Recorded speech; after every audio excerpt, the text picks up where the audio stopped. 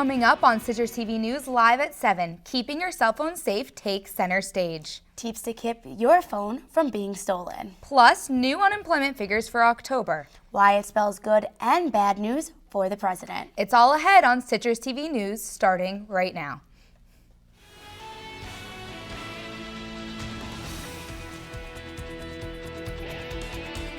Hello and welcome to Citrus TV News for Friday, November 2nd. I'm Alexa Greenberg. And I'm Amy Lipman. Theft of phones and electronics has always been a problem on campus, but now we have some tips on how to prevent it from happening to you. And that's our top story tonight.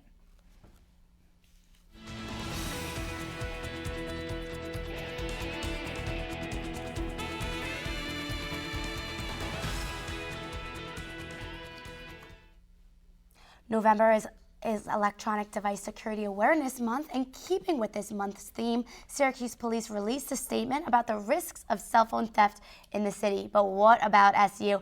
Amanda Harry joins us with more. Thank you, Alexa. Syracuse police are warning the community that thieves have been entering people's homes and offices to steal their phones. Although this isn't a problem at SU, your phone still isn't safe. Theft has and will always be a problem on campus. Since mid-September, 12 cell phones and 16 laptops have been stolen from all over campus, including academic buildings, the gym, and the Carrier Dome. For the university, this is a yearly battle that never fails to repeat itself. There are always opportunities for theft. Honestly, in every case that I'm talking about here that I have on the spreadsheet, it was left unattended. Anywhere from 2 to 5 minutes or a couple hours.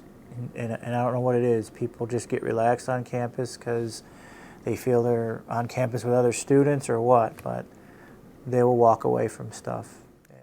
DPS has released a list of tips to help keep students from becoming a victim of theft. This includes password protecting your phone, activating the tracking device on your phone, and being a good witness by reporting any theft you may see.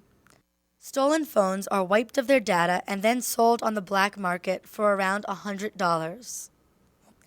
Students are aware of this epidemic and say they are taking all precautions regardless of where they are.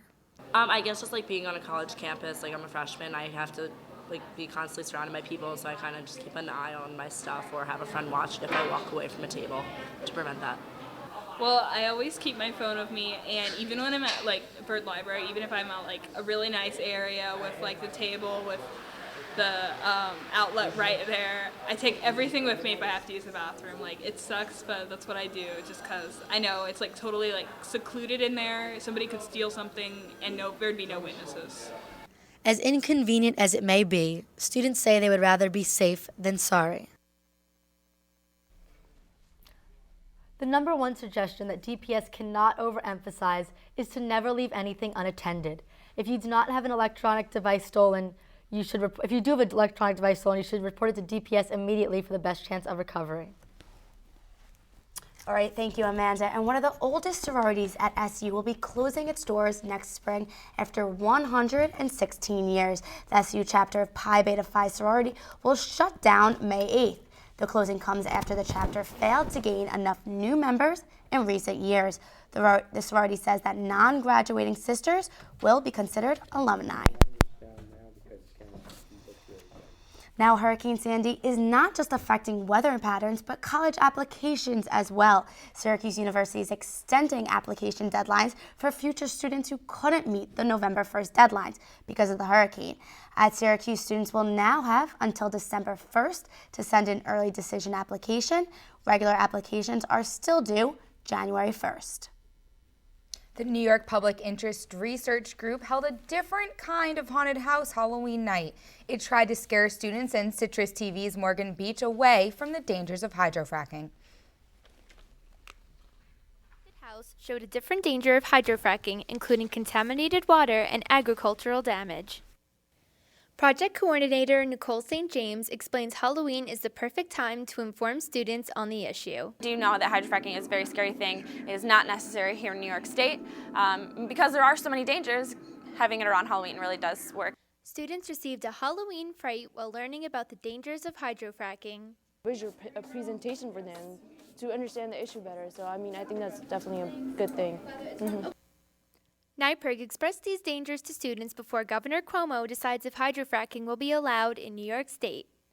This does happen to be the perfect time because it's been 2 years now that NYPIRG has been working on this anti-hydrofracking campaign, and Governor Cuomo was supposed to say around Labor Day whether or not he was going to allow it or not. NYPIRG remains proactive to raise awareness of hydrofracking until Cuomo's decision is made. So we are putting as much pressure on him and succeeding to make sure that it is not allowed ever. The Haunted House event successfully attracted Syracuse students to learn about hydrofracking. They're one of the most active groups out here on campus. Like, they actively participate in things so I think they're doing a lot of work. Morgan Beach, CitrusTV News. Governor Andrew Cuomo has yet to take a stance on hydrofracking. He says he will wait until after Election Day to make any sort of announcement. Coming up on Citrus TV News, it's just 4 days until Decision 2012. How new unemployment figures could affect voters' decisions, and Hurricane Sandy creates some tension at the gas pump. But gas prices fall in central New York, where you can find the cheapest gas. Next.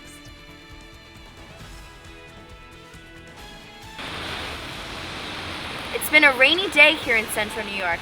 As temperatures drop, will all this rain turn into snow? Find out during your full weather forecast when Citrus TV News returns. We are different. Society should aspire to be more like us. Be part of the first class. Get energized. Get outside. Hold on, guys. It's gonna get bumpy. And get moving. Experience the power of physical activity.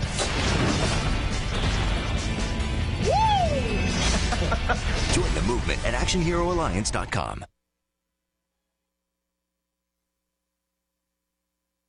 How you doing? My name's Steve.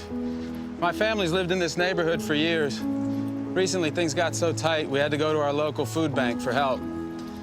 I lost a lot of sleep worrying about what the neighbors might think. That is until I saw them there, too. How'd I do, Steve? A little stiff. You could have done a little better. What? Come on. You know, I have an Academy Award. Yeah, but not for playing me. Play a role in ending hunger. Visit feedingamerica.org/hunger and find your local food bank.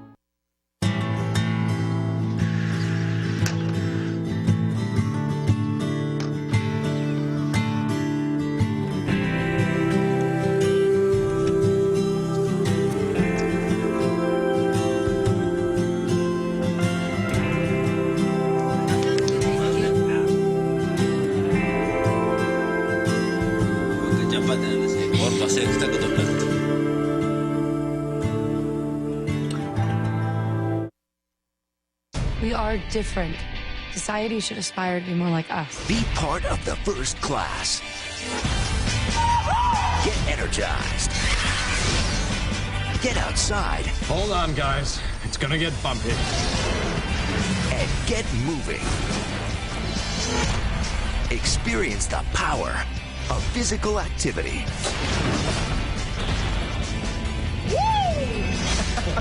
Join the movement at ActionHeroAlliance.com.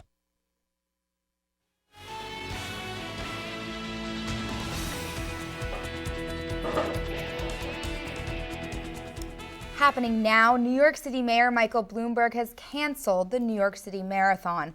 Bloomberg came under fire today for his initial plan to hold the race, despite widespread damage from Superstorm Sandy.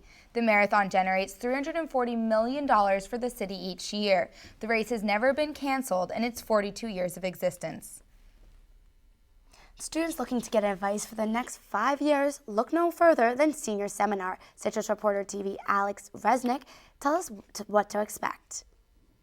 Syracuse University students can look to get the information they need to be prepared for the next 5 years at the Senior Seminar Series. And its goal is to, in as many ways as possible, help you to move forward in the next 5 years with as much information, both educationally and emotionally, as we possibly can give you. The 4-week series covers topics from networking and interviewing to personal and professional etiquette. The speakers are from companies such as Liberty Mutual and even some professors from SU. So even Mike and I are learning things through this seminar. Because it's people like who've been living like in the real world for multiple years, so they have experience. They've had the terrible things happen to them and like the worst case scenarios happen, so they know what to say to us and how to prepare us. The event is open to SU students and can benefit all majors. I think each one is specific for different types of people depending on what their needs are. But I think as a whole, everyone can benefit from them. The Senior Seminar Series will continue on November 16th and 31st at the Life Sciences Complex. Both presentations will cover personal life skills and work etiquette. Reporting from outside the Life Sciences Auditorium, I'm Alex Resnick, Citrus TV News. The U.S. government released the much-anticipated October jobs report this morning. The results show a strong increase in hiring despite a very slight rise in unemployment. The report indicates that unemployment increased 0.1% from September to October. It now rests at 7.9%. However, the economy did add 171,000 jobs, which was more than most economists expected. Most of the hiring came in the business services and healthcare fields.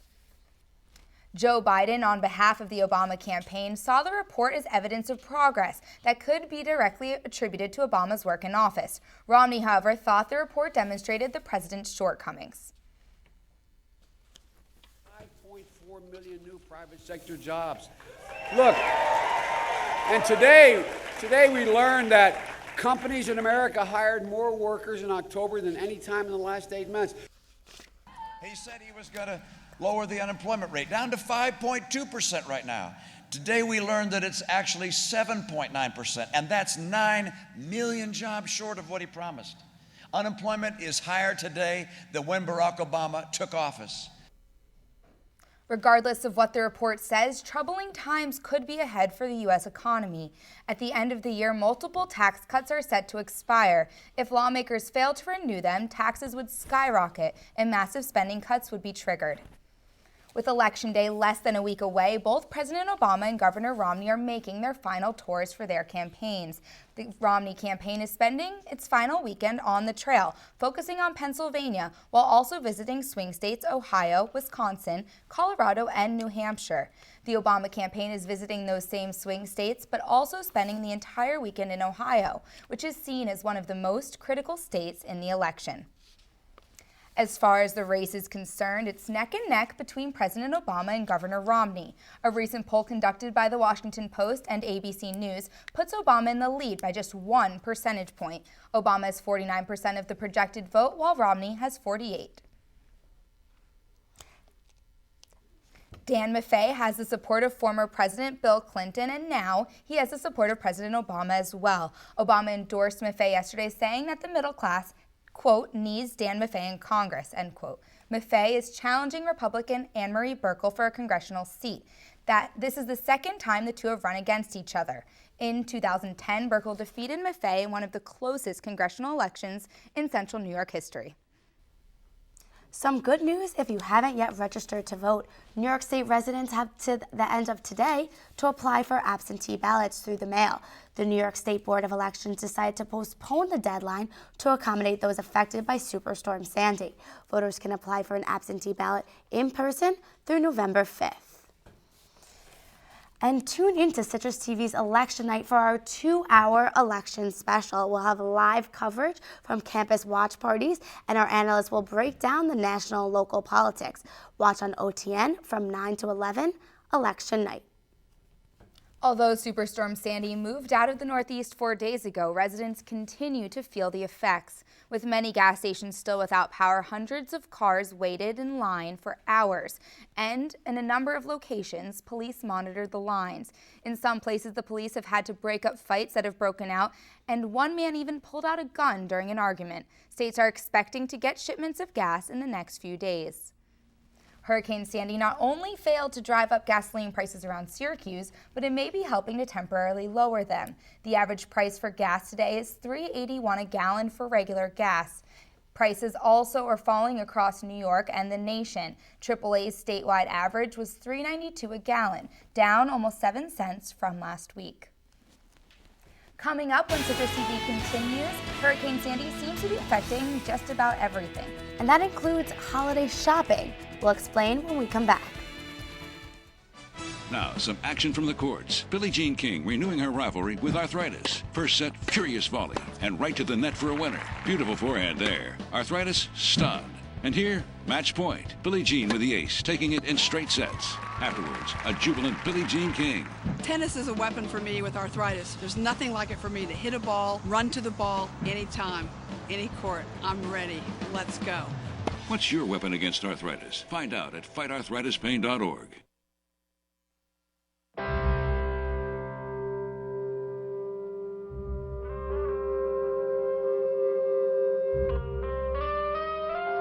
"7,000 high school students drop out every school day. That's a line of desks more than 4 miles long. We can keep students in school. Visit boostup.org and take the first step.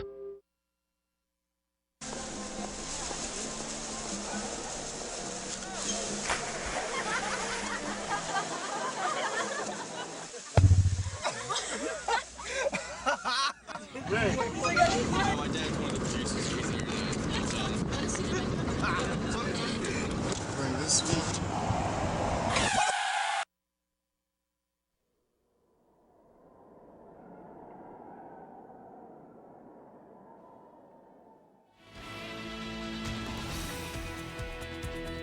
It was a completely snowless October here in Syracuse. That's not that uncommon. But now that it's November, it's a whole different story.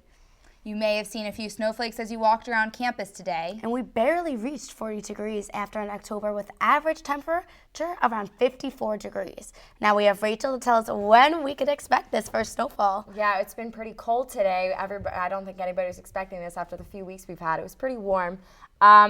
The combination of rain and cold was not a welcoming mix. When I walked outside this morning, I actually had to break out my winter jacket for the first time. It is currently a chilly 39 degrees and drizzling outside right now, which is why we've had kind of a gloomy day today. And if we take a look at our current temperatures, they're pretty low in our area compared to the last few weeks. Temperatures are in the high 30s to low 40s all around central New York. This is much lower than we've seen in the last few weeks, which was in the mid-50s. All the rain we've been getting really definitely cooled everything down than it has been over the last few weeks. Taking a look at our current surface map, we see that there's a high pressure system that swept over our area earlier in the day, which is why we're experiencing such cold temperatures right now.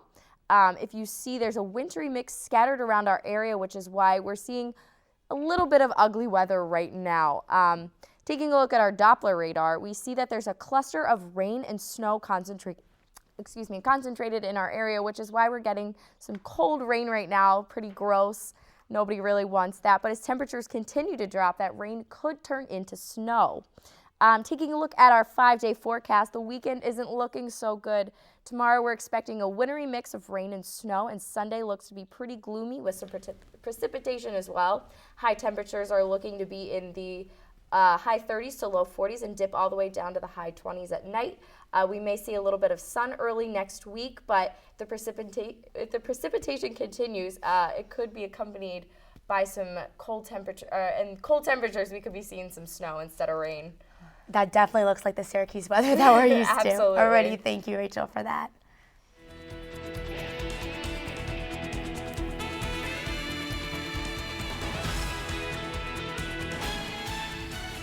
Hurricane Sandy has come and gone, but many retail stores across the East Coast will continue to feel the effects throughout the holiday season.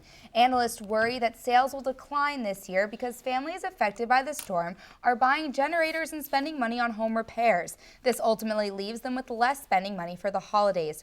40% of annual retail sales are during the holiday shopping season in November and December.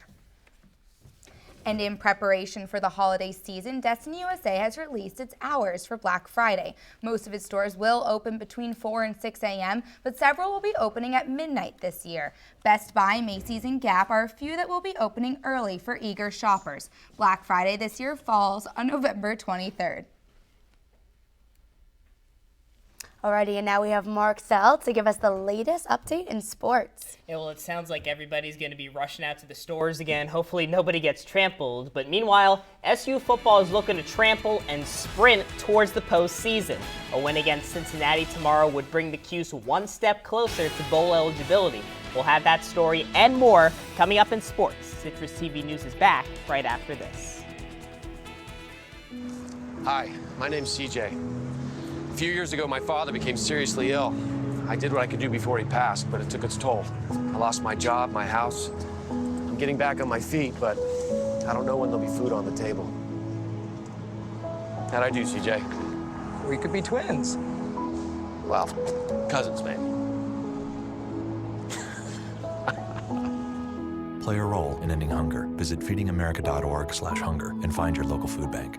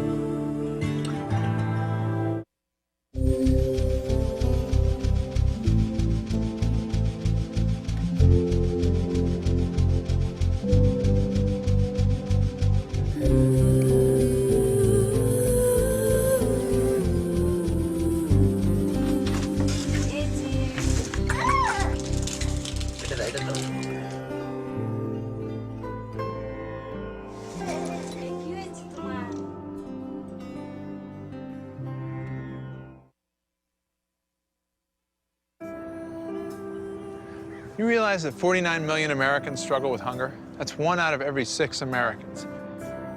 These people are around us every day. They're our friends, they're our coworkers, their kids go to school with our kids. Sometimes we're not even aware that they're struggling. This problem is closer than you think. But so is the solution. Play a role in ending hunger. Visit feedingamerica.org/hunger and find your local food bank.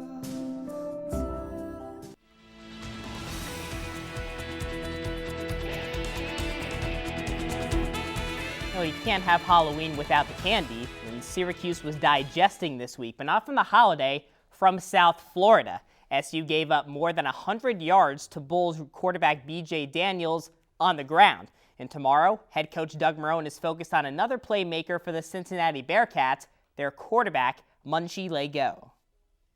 I've addressed that. Obviously that's a challenge for us. I think last week we probably did too much to try to stop B.J. So obviously we just got to cut it down and put our players in better position. Now, Lego's been struggling lately. The New Orleans native has thrown 5 picks in the last 2 games, both losses. But on the other side, Syracuse has this no-huddle offense to keep up with the Bearcats. Ryan Nassib and company are averaging, listen to this, more than 460 yards of total offense per game this season. Now, staying on the Hill, SU basketball suited up last night in its first exhibition matchup of the year. Syracuse defeated Pace College 99-63. So no more guys like Scoop Jardine or Chris Joseph and Fab Mello, but the Orange still has that depth.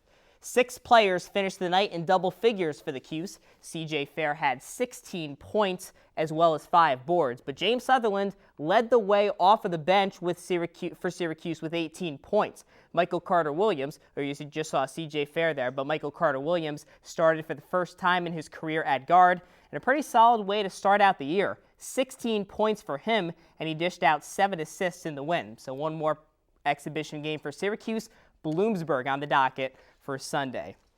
So basketball is shooting for another deep run of the postseason again. Well, field hockey's doing the same right now, but it's a final score in the semifinals of the Big East tournament, and Syracuse beats Providence 3-1. Ange Bradley is the Big East Coach of the Year, so she's one step closer to another Big East championship. Third-ranked SU took home the hardware last year against Connecticut. Now, it's one thing to take a step forward, but it's another thing to take a leap. I'm not talking about Neil Armstrong on the moon or anything. We're talking about Syracuse men's soccer. The program is set to play its first ever home game in the Big East tournament tomorrow night, and it's in for a tough test against 7th-ranked Notre Dame. Now, the Orange has only beaten the Fighting Irish twice in its history. Notre Dame leads the overall series 9-2 with 2 ties. Now, the last time both squads met up on the field was 4 years ago when the Irish was ranked 3rd in the country. But today it brings one of the top players in the country to the Salt City. Ian McIntyre's squad will have to contain Ryan Finley, the 2nd leading scorer in the nation. Now, switching gears to the NBA, the Knicks season opener was postponed last night. We'll talk about more of that in a second. But they'll officially tip off the 2012 season tonight from the Garden against LeBron James and the Miami Heat.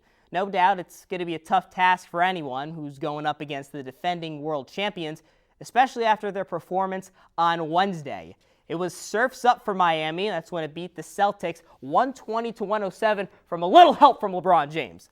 Also, overall, he had about 26 points in that game, but the Knicks are going to be without a very important player, Amari Stoudemire. He's going to miss about 6 to 8 weeks due to knee surgery. And it's hard to forget the moment he had against the Heat in the playoffs off of the court where he punched a fire extinguisher case in South Beach after losing Game 2. New York ended up losing the series in 5 games. Now, the effects of Hurricane Sandy postponed the Brooklyn Nets season opener last night against those Knicks. That game was rescheduled for November 26th, but the Nets will officially get things started from their new borough tomorrow night against the Raptors.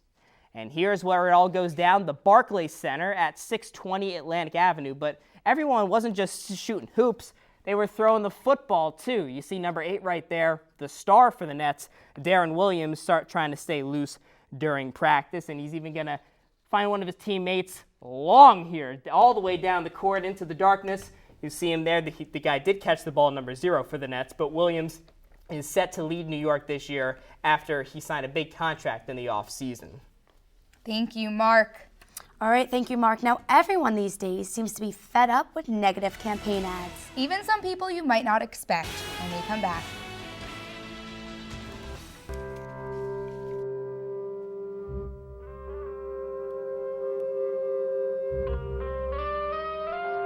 $7,000 high school students drop out every school day. That's a line of desks more than 4 miles long. We can keep students in school. Visit boostup.org and take the first step.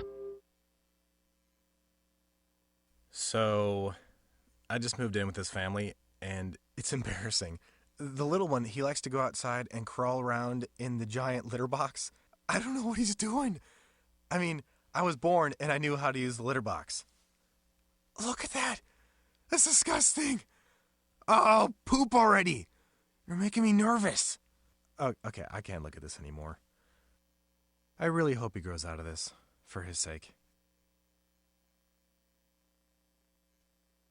We are different. Society should aspire to be more like us. Be part of the first class. Get energized. Get outside. Hold on, guys. It's gonna get bumpy. And get moving. Experience the power of physical activity.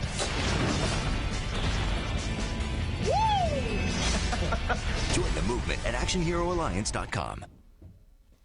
Now, even 4-year-olds are getting sick of these campaign ads. I'm tired of Barack Obama and Mitt Romney. That's why you're crying? Thank you for joining us on Citrus TV News. I'm Amy Lipman. And I'm Alexa Greenberg. Have a good night.